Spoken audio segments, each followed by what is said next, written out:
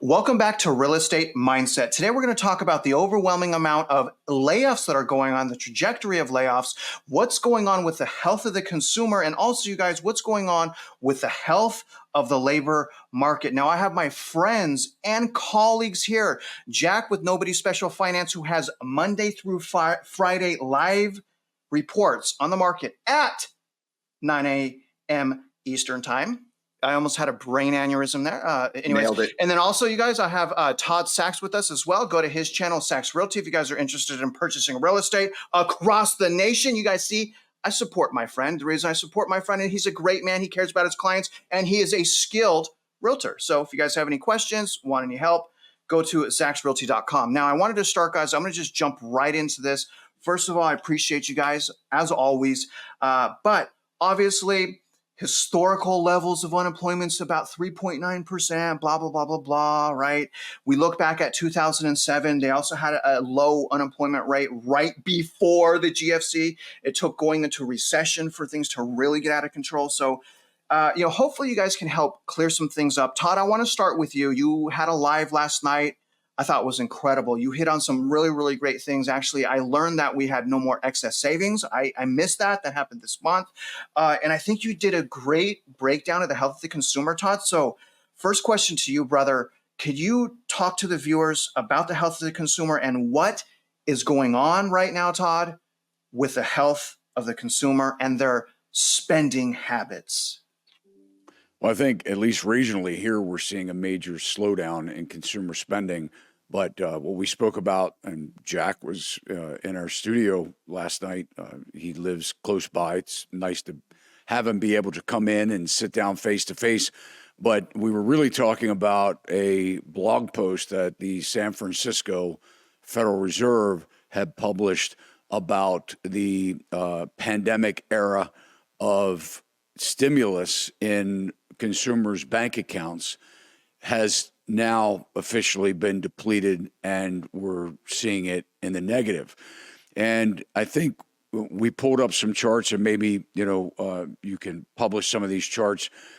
When you look at the Fred data, and when the country was shut down back in 2020, and people weren't spending money, and they were getting stimulus checks, their bank accounts, their savings accounts, was at the highest that had ever been since they tracked this data back in the 1960s.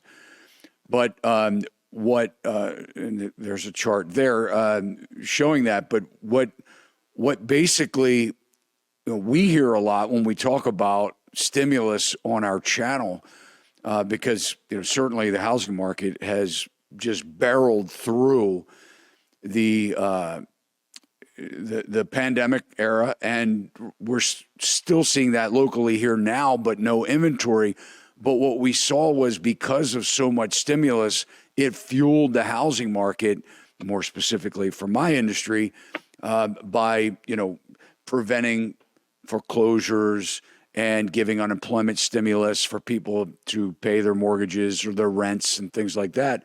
But I think, what we hear a lot is people say, why do you keep mentioning the stimulus? We didn't get much.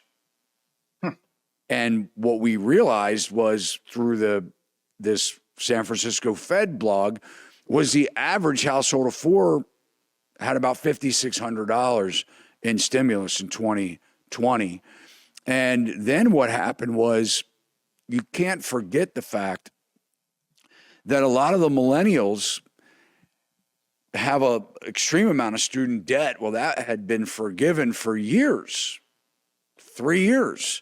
They forgave student debt to where people didn't have to pay their student loans until last November. Student loans were, you had to start making payments. But then the current administration said, well, we're not going to report it to your credit report for another year. So that really tells people that they still didn't have to pay their student loan debt. So when you look at, let's say your student loan debt's $200 or $300 a month, that's stimulus. That allows that money to be in your bank account versus somewhere else. Now, there is the argument that inflation absorbed a lot of the stimulus. And that is true. And I think that the point or the takeaway is the state of the consumer right now, on average, I'm not talking about top income earners, I'm talking about middle class down. Most consumers are worse than broke. They're in debt.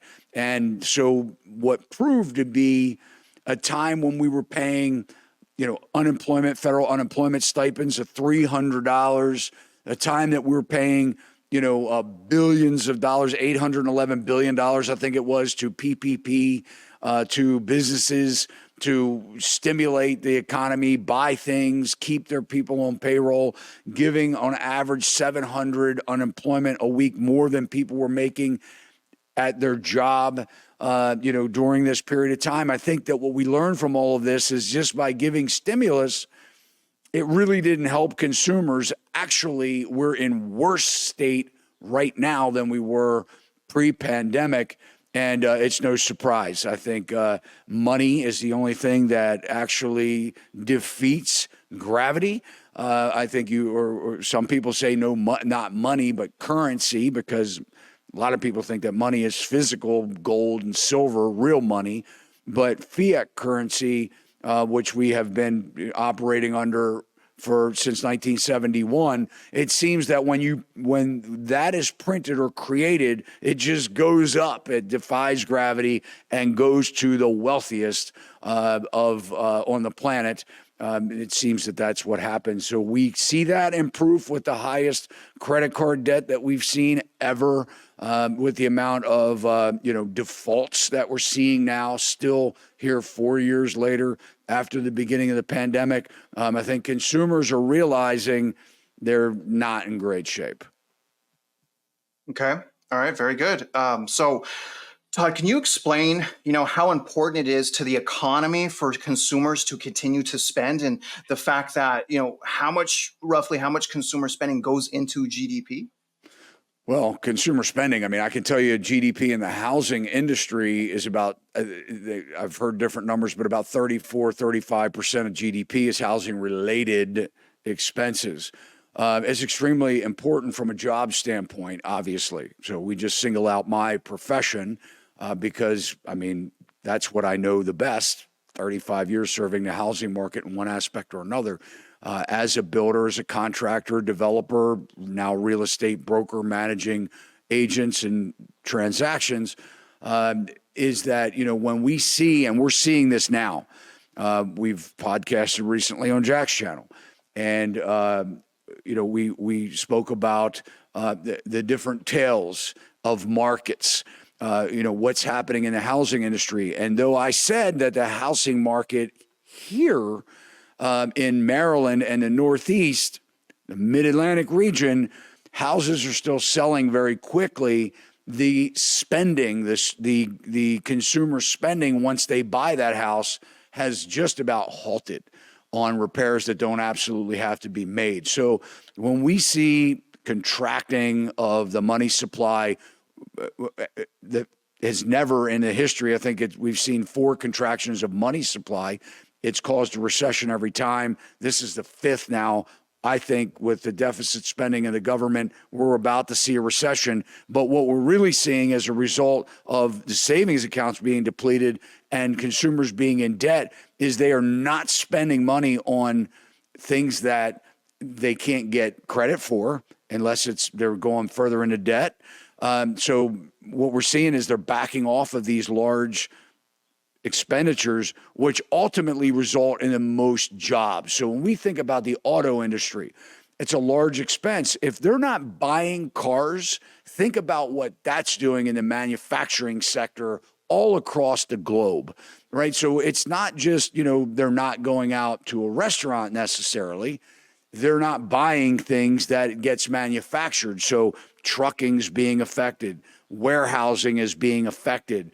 Jobs are now starting to be affected. We're seeing, and I know Jack's going to talk about layoffs, but the implications of consumers not spending money is severe.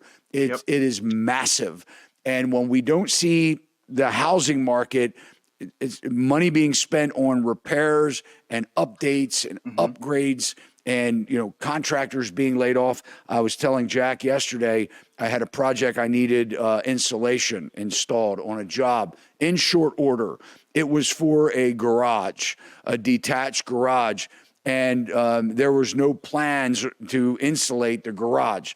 But when, the people realized, it's pretty close to the property line, we need to insulate this garage just so if we're out here making noise, the neighbor won't be disturbed. Or they were asking, how do we do that? I said, well, you can insulate it. It will help. And so literally the drywallers were coming the next day to install the drywall. All the rough-in inspections were done. And I called a friend of mine who is an insulation company. And I texted him at like 3 o'clock in the afternoon, end of day, when you can't typically get a hold of people. And I said, what are the chances of me getting a job insulated tomorrow morning? And it happened. By 9 o'clock, the insulators were there putting in insulation. And that is impossible. If you tried to do that 2 weeks before, that was about 2 weeks ago, you go back a month and a half, and you tried to call somebody to do that, they would laugh at you, literally laugh at you. Construction is halting. It's happening all across the country. We're better than most places in the United States because we are where the government has probably the most jobs in the Maryland, D.C., Northern Virginia area. When we see this happening, when we see contraction of spending by consumers, that spells trouble for the economy. Yeah, I mean, Todd, it can create something kind of like a doom loop because if your consumers are spending less money to small businesses, they have to do layoffs. That's more consumers not spending in that local area. And so layoffs I try to say this, especially in markets like yours market, which is a tight housing market. We talk about this all the time. I really think like in Maryland, Todd, and I know it's the government, which makes it even harder, but I think you need a softening labor market. I think those strong government labor markets are creating too much demand, like the demand is creating to purchase homes is too much. It's absorbing the supply. And so you are in a bad situation, man. Layoffs are going, but let me ask you this last question. I want to move on to Jack because you went through this during the GFC. What's going on right now reminds me a lot, Todd, of what was happening in 2007. I was a mortgage loan officer. I'd have people come to my office all the time that had $100,000 in debt. They're behind on half of their credit cards and they're walking around with a Louis Vuitton purse with their freaking Escalade. And I'm like, whoa, what? Like, I just helped you 3 months ago. How are you behind on your cards and another $100,000 in debt? We cashed out, paid off all your debt. And you're in the same situation 3 months later. I see the same type of poor, horrible spend to the end type of spending habits going on in 2023, 2024. Do you think, Todd, that, do you think the spending habits right now are as bad as they were leading us into the GFC? And by the way, the solution here, guys, if you're listening, what's the solution? The solution is for you guys to not be like normal people, to take a step back, say, I don't need that subscription. I don't need that filet mignon. Take the New York steak. Okay, get the 12-box crayon of, the 12-pack of crayons. Don't get the 50-pack of crayons. Your kids are just going to break it. Like, make an active decision to save your money, to rebudget, to redefine your goals and seek them. And so that's the solution, just in case we get any hate in the comment section, which we will, that. But Todd, do you see similarities right now as far as spending habits and the declining health of the consumer similar to 2007? Or would you say it's better, it's worse? How would you compare the two? Well, let's break it down into two different things, because consumer spending and consumer habits are one thing, and then home buying is something else. So when we're comparing today's housing market to the prior to the GFC, the global financial crisis, right? But let me just say, to get it out of the way, we're in sort of a dangerous position, in my opinion, because we're lowering the qualifications that buyers need to have to buy a house. So there's a lot of echoes to subprime through, let's just say, FHA, where people really don't need much, if any, money down. You can get down payment assistance program, money, and then you can also, if you're a first-time buyer, and then you can also get the sellers to pay for your down payment up to 6% if you're a FHA borrower. But let's talk about consumers. So I've always said, and I've had the privilege of mentoring business men and women through the years. And what I always say is there are two types of you. There's the you that you want everybody to see and to believe about you. And then there's the you that when you go home at night and you shut the door and lock it and look in the mirror, that's what you get, right? That's more of the truth, right? And sometimes we want to deny that truth because we want to portray ourselves as being different than what we really are. And I think the key to success is really identifying who you really are and becoming more authentic and more you, no matter what your peers think about you, right? And unfortunately, we're in a popularity contest. And unfortunately, now with social media, that makes it even worse, right? Because you have these social media profiles and you want the likes and you want people to and see that you're doing well. So this is creating and fueling a lot of debt, whether it's fear of missing out for a house or buying a Louis Vuitton purse or pair of shoes or whatever for that matter. But yes, the consumers are going into further and further into debt. And what they don't realize, and this is the part that I believe is the biggest disservice to our people, is that they're not hearing what's really going on until it's too late. And we talked about, bank failures and bank collapses, and we know why they can't come out and say a bank is doing bad because it'd be a self-fulfilled prophecy. But when we're lying to consumers about the state of affairs, or I'll retract that, I won't say lying, but I'll say when we're not completely educating, and that's probably a more appropriate word, educating. We don't educate financial literacy at all unless they choose that in a paid education. But what happens is when the media is pushing strong job numbers, no recession in sight, interest rates are high and it still isn't slowing things down, which, by the way, is true. They're just not high enough. Interest rates are not high enough. We're right now at traditional interest rates at mortgages are 50-year running average. But when we're telling people that everything is okay, right, it is allowing them, because they're not watching, unfortunately, they're not watching Travis at Real Estate Mindset. They're watching CNN, Fox, CNBC, whatever. And when they're hearing that things are moving right along, and that's why some of the hate comments, by the way, because they disagree with you, because they're hearing something from a more powerful network than a Real Estate Mindset in their mind, right? So they're believing that everything is great. Well, just like what we see with the bank runs, where they testify to Congress one day that the banks are fine, and then we find out the next 2 weeks later they're the biggest bank failures, some of them that we've seen. And we go, well, why didn't you tell me? Why didn't you warn me? Why didn't you? Yeah. People need to wake up.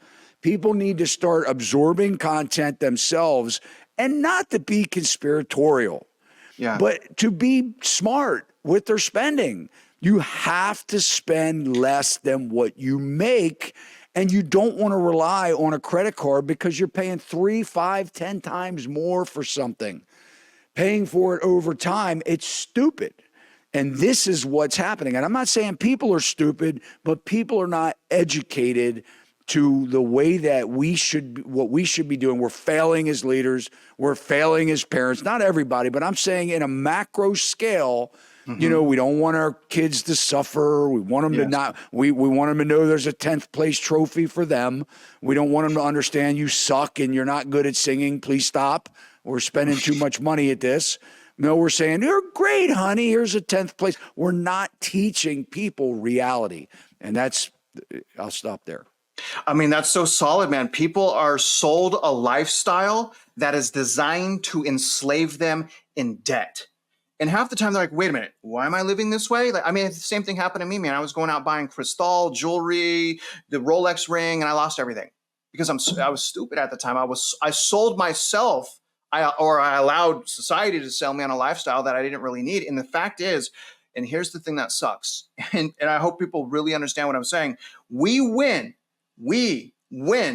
because so many people lose. And that's just the reality. Now, moving on to you, Jack. Can you break down? Obviously, we have layoff announcements from Walmart, from Indeed. Unemployment ticked back up to 3.9. There's rumors that if it goes to 4, they'll start rate cuts. What's going on with the health of the labor market, and what is in turn that doing to the economy? Well, you just touched on a couple of key points there just in the last 24 hours, right? And in these anecdotes of the last 24 hours, you're going to see a lot of what Todd was just talking about there. Red Lobster is about to file for bankruptcy, closing 100 stores, liquidating them. All right. Not exactly your luxury restaurant, right? That's a place where maybe more middle class, lower income folks eat, and they're going out of business. People can't afford to eat out anymore. There's the state of the consumer, and there's a lot of jobs that are going away. 100 restaurants, 25, 30 people per restaurant losing their jobs there. Walmart laying off hundreds of people, right? There's your low end consumer is struggling. So Walmart is laying people off. That was just announced yesterday. Tesla is laying off 600 more people. Todd mentioned autos in the car market. Tesla's announced 6,000 layoffs just since the start of this year. It's only May. Right? We're not even halfway through the year, and all the other EV makers are having problems. Fisker, Rivian, all of them. There's an excellent website out there called Macro Edge, and I follow them on X also. Highly recommend. They run an aggregator where they just track all the layoff announcements and compile the data on a monthly basis. And in the month of April, there was 108,180 layoffs announced in the United States. That's more than the latest jobs number showed jobs added in the economy. So, or that's right about the same number. I think we had like 175,000 jobs were added, but we'll get to the jobs report in a second. But a lot of layoffs announced in the month of April, 108,000. That's up from 73,000 in March. And it's also notably higher than the 106,000 that were announced in January. And January is usually the high point of a year for layoffs because you get those pent-up layoffs. Nobody likes to lay people off in November or December before the holidays. So you typically see a surge in layoffs in January that really you could attribute those to the holiday months, that it's just employers not wanting to break people bad news right before Christmas. So to see April layoffs exceeding January, very unusual, and it shows the labor market is declining pretty rapidly.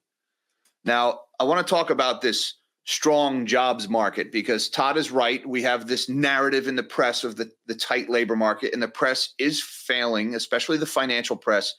They're failing in their mandate of being watchdogs of Wall Street, watchdogs of government, of telling the truth, and they're turning into cheerleaders. And Todd and I just did a video yesterday for his channel. I think Todd said he was going to run it on Saturday about how the Wall Street Journal just outright lied about this most recent bank failure. Just told an outright lie in an article with 3 different authors. So 3 different journalists were willing to sign their name to that lie. And I just found that just dumbfounding. But the narrative of the strong jobs market, just in this latest non-farm payrolls report that came out a few weeks ago for the month of April, if you look at table A9 in that jobs report, which I'd love to go into table A9, that's the household survey that actually shows what kind of jobs are being added, what kind of jobs are being lost. In the last year, just April 23 to April of 24, the United States has added 1 million part-time jobs, right? In April of 2003, we had 27,189,000. In April of 24, 28,239,000. So we added 1 million part-time jobs in the last year. And that's virtually all of the job gains the economy has seen have been part-time. And within that category, leisure and hospitality has been the biggest category that's seeing the most jobs added. Part-time jobs in restaurants and hotels. We just got done talking about Red Lobster going bankrupt. And we watched quarterly earnings report from Dine Brands, which owns Applebee's and Taco Bell, I think is the other one they own. All their earnings, their comparable sales are dropping year over year. People can't afford to eat out. So Spirit Airlines canceling jet deliveries for 2025, furloughing pilots. People are not traveling and they're not eating out. So those part-time jobs that we've gained in the last year in leisure and hospitality, they're going to start going away real soon. I don't know if it's going to show up in the next jobs report. It might take a few more months to actually show up in the data, but it's coming. those part-time jobs that have created the illusion of a booming economy in a tight labor market, they're going away. So we added about 1 million jobs part-time. But on top of that, we've had a big phenomenon of multiple job holders. And again, this feeds into what Todd is saying about the health of the economy. People are getting second jobs, not because they're thriving and not because the labor market is so strong. They're getting second jobs because they're desperate, because their first job, their primary employment, doesn't cover the increased cost of living anymore. These are desperate people, not prosperous people. And multiple job holders in just the last year is up by 961,000. So, just take those two data points. We've added 1 million part-time jobs and then 960,000 multiple job holders added. All this big boom in the economy, all this job growth has been people getting a second part-time job, a lousy paying second job, working nights, missing little league games, not there to tuck the kids in at night. It's not a strong labor market. It's a weak labor market. And if the labor market was really as strong as they were saying, we'd be seeing wages rising a lot faster than they are. And wages are just now rising a little bit faster than the rate of inflation. And I mean a little bit, just by like 1/10 of a percentage point. And for most of the last 4 years, wage growth has been way below the rate of inflation. So in a tight labor market, labor wouldn't get cheaper relative to goods and services. Right? The law of supply and demand says that doesn't work. So if we've really had this tight labor market for so long, how come the price of that thing that's supposedly in a shortage isn't going up? It doesn't fit the narrative. And the people in the financial press are smart enough to know what they're saying doesn't make sense. They're smart enough to see the same data. I don't think I'm smarter than the guys at the Wall Street Journal. I just don't have corporate overlords dictating what I say or not, with the exception of certain things that you mentioned on YouTube. You're going to get your channel taken away. But beyond that, nobody tells me what to say. Yeah, don't worry. We're not going in. We're not wading into that mud, Travis. I'm not going to get you in trouble, brother. Another phenomenon we've seen is a big increase in self-employed unincorporated workers, which is gig workers. It's Uber drivers, OnlyFans, Airbnbs that maybe would fall into that category. That's up by 150,000. So we've added part-time jobs. We've added multiple job holders, second jobs. We've added gig work. But you know what else has happened over the last year? Is we've lost 535,000 full-time jobs. Those are well-paying, usually white-collar managerial jobs that come with good benefits, that come with paid time off, vacation. You can make the Little League game. You can be there for the kids at night. We've lost 500,000 of those. So within this household survey of what's going on in this allegedly strong jobs market, we're seeing people lose full-time jobs, replace it with 2 part-time jobs, or driving an Uber on the side. This is not a strong labor market. This is a very, very weak labor market. And the layoffs are starting to pile up. And we've just now, in the last couple of days, we're starting to see the layoffs in that leisure and hospitality part-time job category. So if you pull back that curtain of adding part-time jobs, what are you going to be left with in a few months? The decline in full-time jobs that has been masked. It's been covered up by everybody getting these BS part-time jobs. And, let me just point out one other thing. Within that data that I just gave you, the numbers were not nearly as impressive as they would have been a month ago, because if you looked at table A9 of those most recent payrolls report, somehow the U.S. economy allegedly added 1.3 million full-time jobs last month. So like that 535,000 full-time jobs that were lost, that would have been 2.3 million a month ago. So all of a sudden, in a month where supposedly the economy only added 175,000 jobs, according to the establishment survey of the unemployment report, they just went ahead and just adjusted by 1.3 million the number of full-time jobs we've lost. Very sketchy. There's a lot of shenanigans going on with the reporting of the labor market. We've seen a lot of downward revisions. The jobs report comes out. Oh, my economic plan is working. Everything is so great. And they make their stupid press conferences in the White House and everything. And then a few months later, they revised the number down by 50,000, by 75,000, by 80,000. They did that like 10 out of the last 12 months. So there's also some gamesmanship. The data is getting less and less reliable. But within that unreliable data, there are trends that even the fudging of the numbers can't hide. Losing full-time, gaining part-time, multiple job holders, gig work. And I think those part-time jobs are going away very soon here. So no, it's not a strong labor market. And let me just mention that right now, the state of affairs, you see a lot of things. I know you guys don't follow stocks as close on your channels. You're more real estate heavy. But for the last couple of months, every time we get bad economic data, like a jobs report, less jobs added than expected, we see the stock market rally because everybody is focused on what's the Federal Reserve going to do? How soon until they start artificially increasing the money supply again, lowering interest rates? I call it ZIRP and BRR, zero interest rate policy, and then the BRR, the sound of the money printing. So bad news has been good news, and good news has been bad news for months. And every time the jobs reports are a little bit less than expected, stocks rally. Oh yeah, the Fed's going to turn the money printer back on. Easy money is coming back. That's not going to hold. Jerome Powell has told us he doesn't think unemployment is going to go above 4.5%.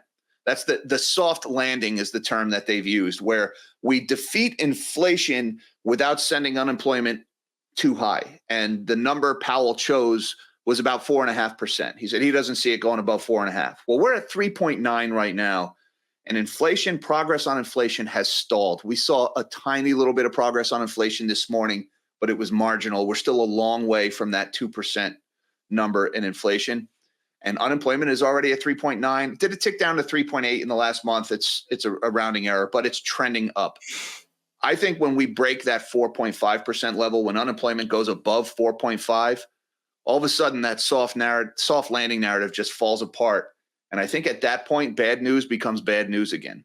And people stop saying, all right, bad news, that means the Fed prints money. And instead, it's going to be more like, oh, crap, the economy is a lot worse than we thought it was. And it doesn't really matter so much what the Fed does anymore because nobody's working. Nobody can afford to buy anything. That's right. And I think that happens about 4.5%. And that we could see that in the next couple of months here if these layoffs keep picking up the way they are. Jack, brings me to my next question. I hear constantly, depending on the report I'm viewing, is that first of all, government jobs as a percentage of non-farm payroll, it's increasing. Government jobs as a percentage of total jobs has been just skyrocketing since roughly 2020 to 2022. It's been skyrocketing. And so I am constantly hearing things and reading reports that actually those are things that fuel recession. When the full-time jobs, growth predominantly is coming from the government, that's a bad sign. Can you explain to the viewers whether or not that's true and why? Well, look, using government money, hiring government employees as a way to try to stimulate the economy, the analogy, it's like standing in a bucket and trying to pick yourself up by the handle. Sure, that'll work. No, science doesn't work like that, right? What pays government salaries? Tax dollars. And, if you're saying, oh, we're going to create a prosperous economy by hiring people, well, those government workers don't pay enough taxes to pay their salaries, which means you're going to need to take more taxes out of the economy or take on more debt, adding more inflation to the economy in order to pay those government salaries. It just doesn't work. Government jobs are a very inefficient allocation of capital. You don't get prosperity that way. Small businesses is where the health of the economy comes from. Now, within government jobs, that's another important thing because a lot of people talk about, oh, we've added all these government jobs. It's the DC is messing with things. Most of the government jobs we've added in the last year have actually been state and local, not federal. So I don't want to just trust me, I throw enough shade at Brandon over there in DC, but this isn't one I wouldn't put on him. I think that's a lot more things like police.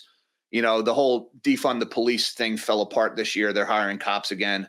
Up until a point, they've been hiring a lot of teachers, but I'm starting to see a lot of stories about teachers getting laid off now because, oops, a few years ago, we all got locked inside and stopped making babies. And well, now those kids aren't entering school and teachers are getting laid off now. That's something you don't see a lot every day.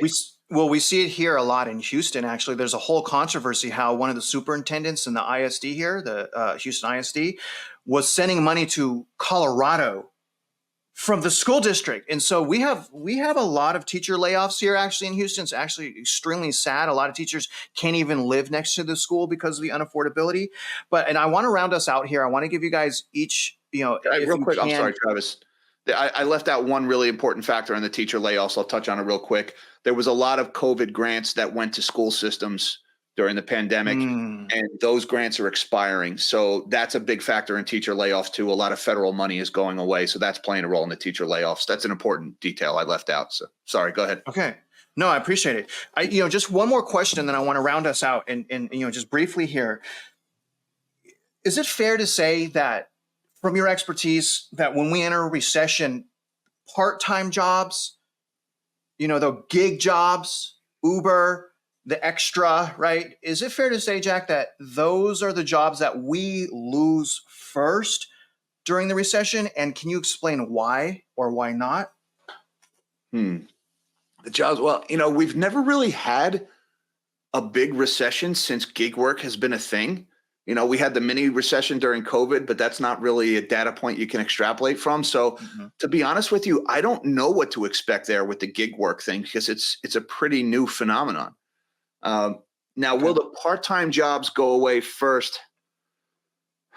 Discretionary spending is the first thing people cut back on when times get tough. And so, jobs in leisure and hospitality, which I would classify as consumer discretionary, are probably going to be the first things that go away when people lose their full-time jobs or lose their other jobs. So will the part-time jobs be the first ones to go? I guess no, they wouldn't, because we're already losing the full-time jobs. That's already happening. Now, we're not actually in the recession yet, at least not technically. So I guess no is the answer here, because we're already losing the full-time. We just don't see it because we're adding so much part-time. Okay, that's fair. And then let's just end us out. I want to end, viewers are like, I hear comments, not a lot, but every once in a while, and it hits my heart. Like, you guys are just talking about the doom. You're just talking about bad attitude. But really, we're just like, hey, there's a tornado coming. Like, what do you want us to whisper in your ear, like sweetly, and kiss you on the cheek? I mean, what do you want us to do here for you to pay attention? Todd, can you end us out, please, on a solution to consumers? I mean, and you've been through a lot.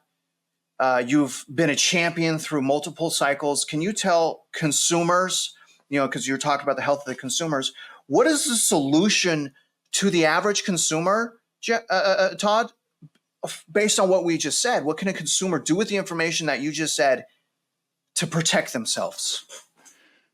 I want to talk briefly about the part-time job question that you had first. Part-time jobs are going to increase. They're not going to go away. The incentive for businesses to add full-time employees is not there. It costs more money to employ a full-time employee than it does a part-time employee. Part-time employees, you don't have to pay medical benefits. You don't have to give them time off. You don't have to give them maternity and paternity leave, okay? And you can hire more specific experts to take on tasks on a part-time level than you can an inefficient employee on a full-time level.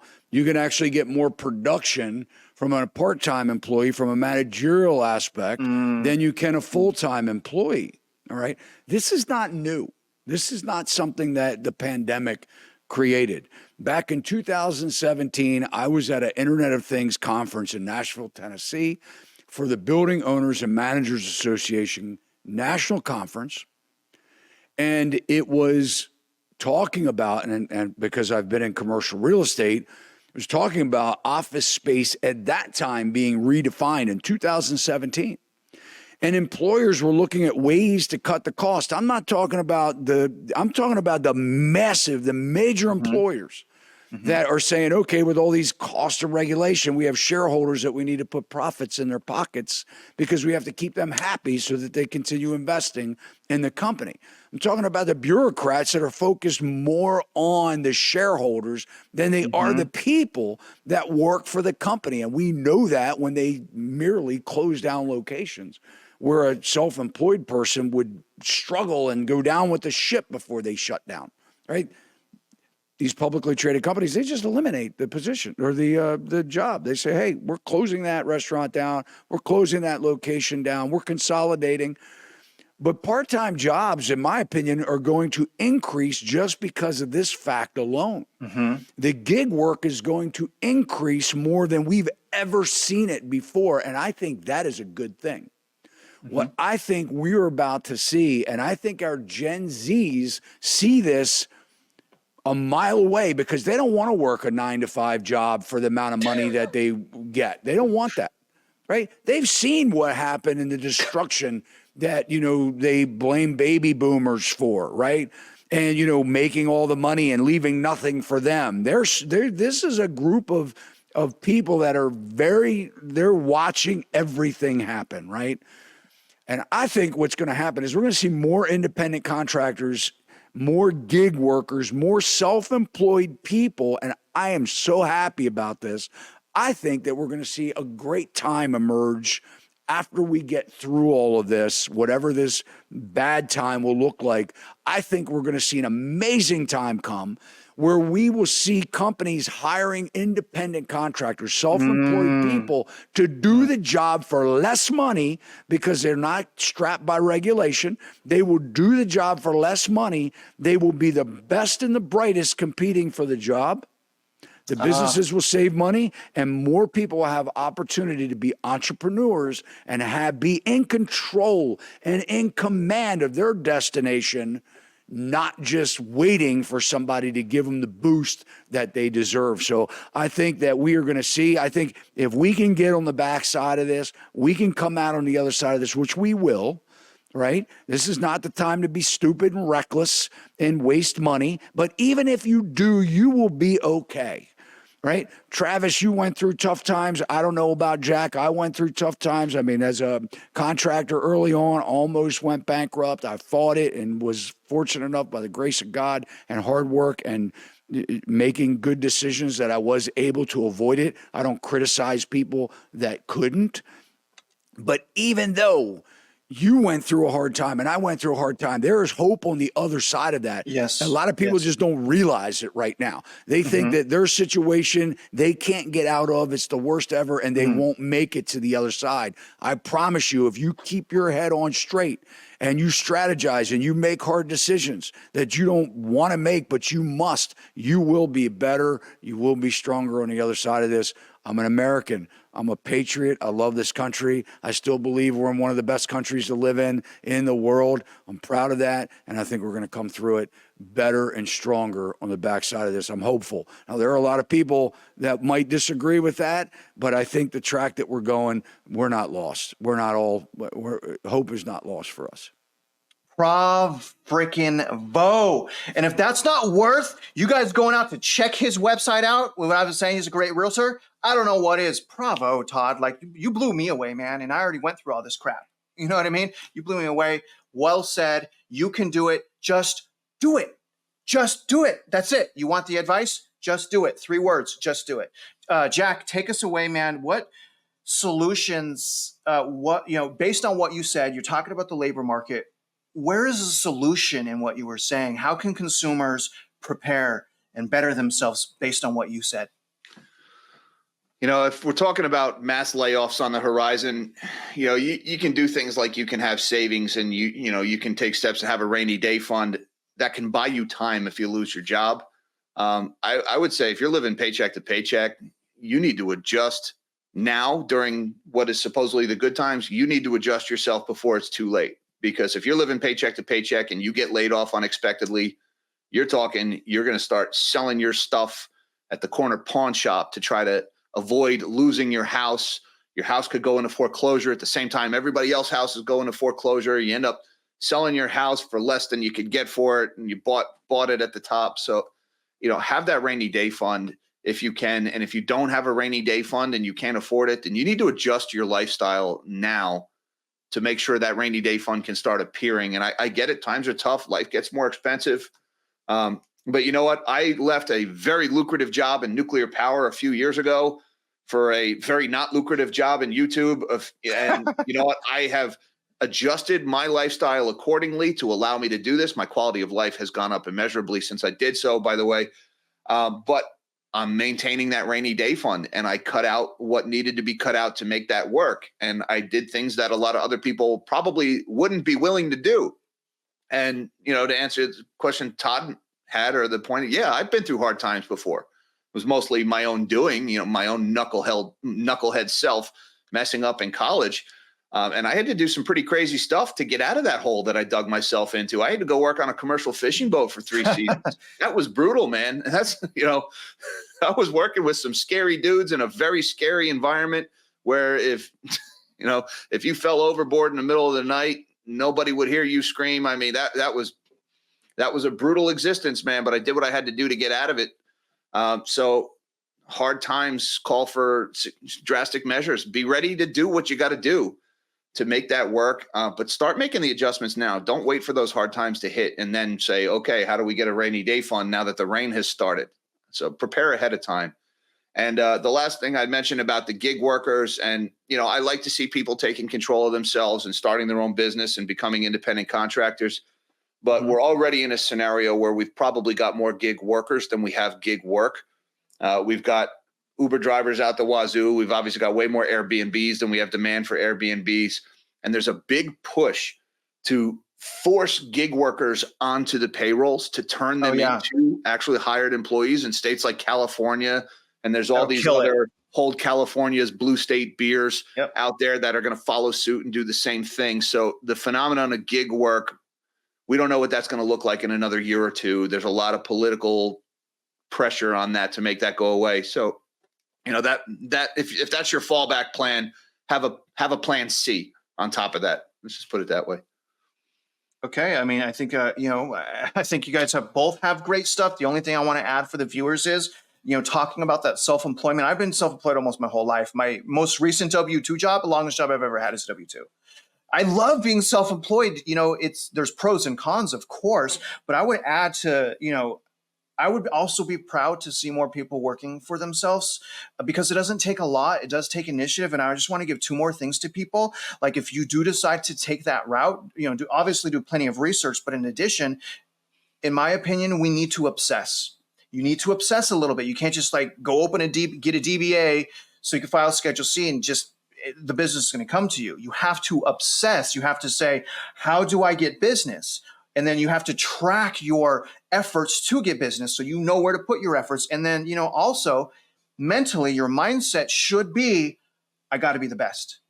What does it take to be the best? And I would say, again, those 2 things, obsession and then trying to be the best. Even if you fall short and you're way far from the best, at least that's your mindset. And generally your mindset is, the consumers can see that. How you act is a reflection of that mindset. So I would just say those things. Then lastly, just go to Jack's channel, go to Todd's channel. Great colleagues, great friends here, you guys. And we're going to end that. Thank you for bearing with us, guys. The last thing is just be an unreplaceable asset. If you're already working somewhere, if you're happy there, try to be an unreplaceable asset. And other than that, guys, if you're out there investing in real estate, you know that all 3 of us wish you luck, because you might need it. More than likely you will. But we hope you win.